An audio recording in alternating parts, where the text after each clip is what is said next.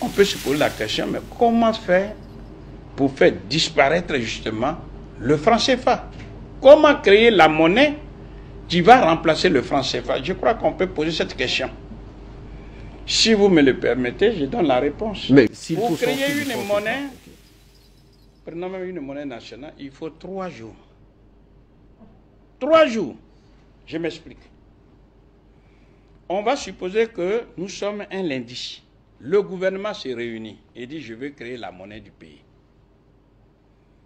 Le gouvernement a pris sa décision. Cette décision est inscrite dans un document qu'on appelle un projet de loi. Ça, c'est lundi, ça. Le mardi, ce projet de loi est déposé au bureau de l'Assemblée nationale pour demander l'avis du peuple. C'est-à-dire ceux-là même qui sont propriétaires du pouvoir de la monnaie. Que le peuple, est-ce que vous voulez la monnaie du pays? Ou alors voulez-vous rester dans la monnaie coloniale? Le peuple va approuver ce projet. On dit le projet est adopté. Le projet, donc, on a accepté de créer notre monnaie. Ça, c'est mardi, ça. Le mercredi, on appuie sur la machine, sort les billets de banque, les voilà. C'est ça. La monnaie, la monnaie là. C'est ça la monnaie du pays. Ok. De créer de la monnaie, ce n'est pas de la mer à boire. Ça dépend de l'État. Ça, c'est déjà un. Deuxièmement, quand vous avez fini de créer la monnaie, il faut la gérer. La gestion aussi, ce n'est pas de la mer à boire. On n'a même pas besoin d'être un économiste pour gérer une monnaie. Pourquoi? Quand vous prenez votre voiture, dans la jauge à essence, admettons que c'est 60 litres, vous faites le plein d'essence, vous voyez que c'est rempli. Et vous continuez toujours de mettre. Qu'est-ce qui va se passer? L'essence se verse, c'est du gaspillage. Mais c'est exactement comme ça la gestion de la monnaie. Vous savez, pour un pays comme le Cameroun, on dit qu'il faut 10 000 milliards. Très bien. On imprime pour les 10 000 milliards. Maintenant, si l'individu qui est là, c'est un inconscient, c'est-à-dire le gouverneur de la Banque centrale, au lieu de produire 10 000 milliards, il produit 100 000 milliards. Ça crée l'inflation d'origine monétaire. Parce que l'inflation n'est pas seulement d'origine monétaire, mais c'est de ça qu'on parle. Ça, là, c'est une question de bon sens. On se pose la question, qu'est-ce qui bloque les Africains? Ça veut dire que pour qu'il y ait un véritable changement, il faut un éveil de conscience. Il n'y a pas de véritable développement d'un pays sans éveil de conscience.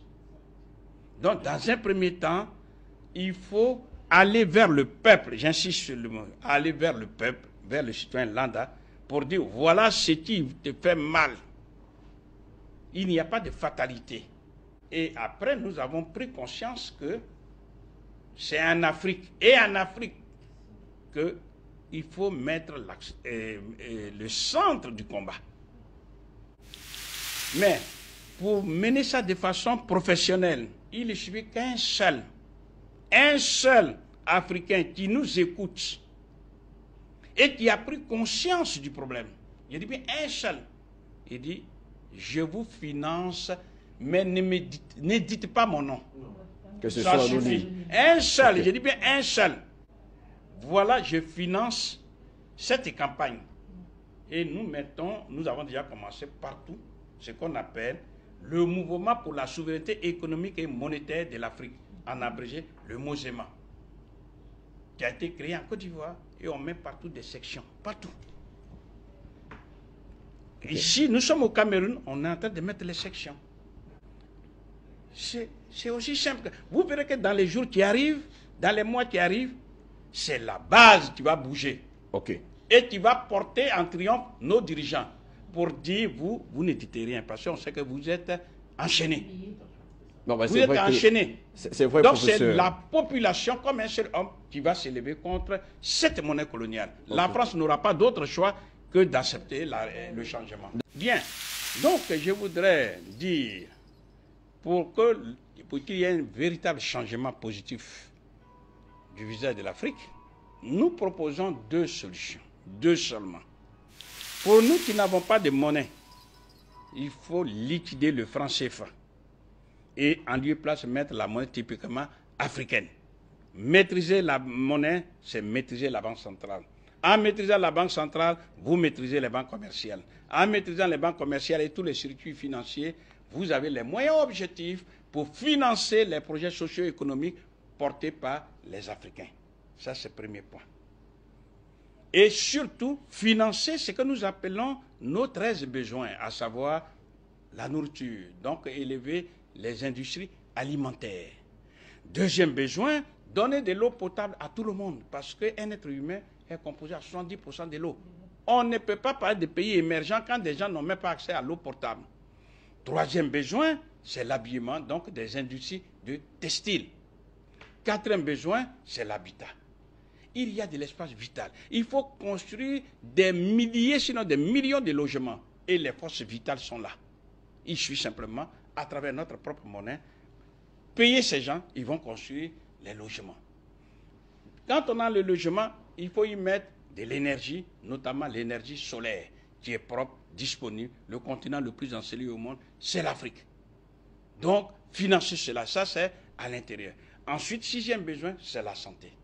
Prendre quelques logements, pour ne pas dire quelques bâtiments, construire les centres de soins primaires au village, ensuite les dispensaires et les hôpitaux en ville, et affecter simplement le personnel enseignant et non soignant. Et surtout, produire nos médicaments, donc faire des laboratoires pharmaceutiques. Ensuite, asseoir la sécurité sociale, parce que 70% de la population africaine a moins de 30 ans. Ça veut dire que la sécurité sociale mise en place sera nécessairement excédentaire. Après la santé, le septième besoin, c'est l'éducation nationale. Il n'y a pas de développement du pays sans éducation nationale. Ce qui suppose que parmi les logements, les bâtiments, on favorise l'enseignement primaire, secondaire et supérieur. Faire en sorte qu'il n'y ait pas plus de 30 élèves par classe. On a les moyens. Il suffit seulement de payer les enseignants. Les logements, les bâtiments, on peut les construire. Et ensuite, changer le programme de l'enseignement pour que ceux qui sortent, ils aient un emploi. Parce que c'est une absurdité de voir que dans un pays sous-développé, il y ait du chômage. Nos universités fabriquent des chômeurs. Il faut tout changer. Ensuite, huitième besoin, ce que nous appelons tout simplement les routes. Après les routes, neuvième besoin, les transports collectifs. Il faut qu'ils soient décents. Ensuite, dixième besoin, la défense nationale. Financer la défense pour qu'il y ait la sécurité. Onzième besoin, les NTIC, les nouvelles technologies de l'information et de la communication. Parce que nous sommes dans un monde moderne. Ensuite, nous avons la recherche et le développement à financer, douzième besoin. On a nos inventeurs qui sont là. Ils ne sont pas aidés, mais nous devons les financer. Parce que c'est leur invention, c'est ça qui va faire le développement. Et enfin, le 13e besoin, c'est le divertissement, c'est-à-dire la culture, les loisirs, le tourisme. Qui aime plus s'amuser, comme on le dit? Ce ne sont pas les Africains. Mais on peut financer tout ça. Il y a des gens qui disent, je m'avais à la Côte d'Azur, je m'avais me reposer en France. Mais où ils vont? Sur des places qui sont polluées. Bref, donc ça c'est ce qu'on peut faire avec notre argent, c'est-à-dire financer ce que j'appelle les besoins primaires. Maintenant, la deuxième solution, c'est ça qu'on appelle la transformation locale de toutes nos matières premières agricoles, minières, minérales et énergétiques en des produits finis. Générateurs des richesses qu'on appelle les valeurs ajoutées. Pourquoi? Et je prends toujours le même exemple. Lorsque vous allez à Paris et que vous prenez une seule tasse de café, elle coûte à moins 2 €. Dans la tasse de café, on y met, en arrondissant, 10 grammes. Ce qui veut dire, quand le barman a vendu 1 kg de poudre, il a vendu 1 kg, c'est 1000 grammes divisé par 10 égale 100 tasses. 100 tasses multipliées par 2 €, il récolte 200 €. Or, qui a produit le café? C'est bien le Camerounais, c'est bien le Ivoirien, c'est bien le... Bon. Dans le meilleur des cas, combien il a touché? Il a touché 500 €. Le pays a touché 500 €, c'est-à-dire 0,76 €. Ça ne fait même pas 1 €. Donc, dans le commerce nord-sud dont on parle, c'est pas équitable déjà. Il y a 200 € créés et nous, on nous donne, en arrondissant, 1 €. Le paysan qui te 300 francs, c'est 45 centimes.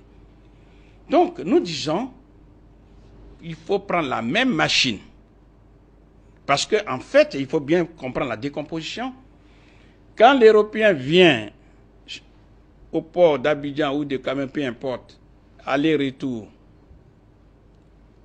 il a payé. Qui travaille, parce qu'il faut assurer aussi contre les pirates de mer, qui travaille dans ces compagnies d'assurance, ce sont les Européens. Même dans ces compagnies maritimes de transport, c'est eux. Quand on arrive au port de Rouen, peu importe, et que ça va jusqu'à je saute les étapes dans l'usine. Où est la machine? Qui travaille dedans? Ce sont les Européens. Et quand le café poudre sort de la machine, il faut emballer. Donc mettre dans des bouteilles, dans des sachets, dans ces compagnies d'emballage. Ce sont les Européens qui travaillent dedans. Jusqu'à ce que ça arrive dans les supermarchés. Qui travaille là-bas encore? C'est eux. Et c'est à partir de là que le barman, dans ce supermarché, le barman vient acheter la poudre pour alimenter son bar. Qui travaille dans ces bars? C'est eux. Vous voyez que tous les circuits, ça a donné des milliers d'emplois. Donc nous disons, comme il y a là une extraversion de ces emplois, on prend la même machine, peu importe qu'elle vienne de France, de Chine, d'Australie, et on l'implante ici. La machine fait exactement le même travail. Sur 200 €, on peut quand même leur vendre 50 €. 50 €, ça fait 31 000. Donc sur les 50 €, comme malheureusement le paysan est toujours léger, on peut lui donner, sur les 50 €, on peut lui donner 10 €. C'est-à-dire 6 555 francs CFA le kilo. Quand le paysan obtient le kilo à 6 500, mais il sort de la pauvreté. Et lui-même, il peut utiliser son argent pour acheter des machines agricoles et améliorer les conditions de vie. Son enfant ne va plus hériter de sa pauvreté, mais de sa richesse, ce qui n'est pas le cas. Parce que là, on a mis en place ce qu'on appelle un système excluant. Excluant qui? De la consommation du produit fini, comme le kilo de café à 200 €. Le paysan qui touche 45 centimes, ou même en arrondissant 1 €, est-ce qu'il peut acheter à 200 €? Non. Donc lui, il est exclu de la consommation des biens, y compris même le bien que lui-même il a produit. Donc il s'agit de mettre en place un nouveau système incluant le producteur africain. Or là, il est exclu, il ne peut pas consommer tous les biens électroménagers, voitures, tout ça. Donc c'est à travers la transformation. Ce que je viens de prendre comme exemple pour le café cacao, c'est valable pour toutes les matières premières, peu importe qu'elles soient agricoles, qu'elles soient minières, minérales et énergétiques. Or aujourd'hui, qu'est-ce qui se passe? Puisqu'il n'y a pas de capital, il n'y a pas d'argent, eh bien on est là, les gens viennent, ils ramassent, et puis ils prennent. Et on se contente d'exporter les matières premières. Or, exporter les matières premières, ce n'est rien d'autre qu'un appauvrissement. À travers l'exemple du café, vous voyez bien. Et il y a une conséquence. Si on transforme nos matières premières en produits finis, ça veut dire, nous-mêmes, nous allons devenir des consommateurs. Ces fèves de cacao sont devenues des tablettes de chocolat, de tous les produits dérivés. Eh bien, ils les mangent au même titre que les Européens, au même titre que n'importe qui. Ce que je suis en train de dire. Lorsque nous allons transformer nos matières premières en des produits finis, eh bien, les Africains peuvent consommer justement les produits finis. Et l'Afrique, tout le monde le sait, sauf les Africains, est le plus vaste marché du monde en l'an 2050 avec ses 2 milliards de personnes. Donc, il y a deux solutions, deux hypothèses. Soit les Africains prennent maintenant, ici et maintenant conscience, et ils changent tout en leur faveur, et les Africains seront même en tête. Ils vont me dépasser la Chine. C'est ça. Donc, mon dernier message, c'est de dire aux Africains, avant qu'il ne soit trop tard, de venir ensemble participer au combat de libération nationale, parce que de ça il s'agit. Ensuite, il y a des gens, donc que je ne vais pas dire, mais qui nous écoutent, qui sont capables de nous aider, tout simplement, en finançant la lutte. Et ceci de façon discrète. Je vous remercie.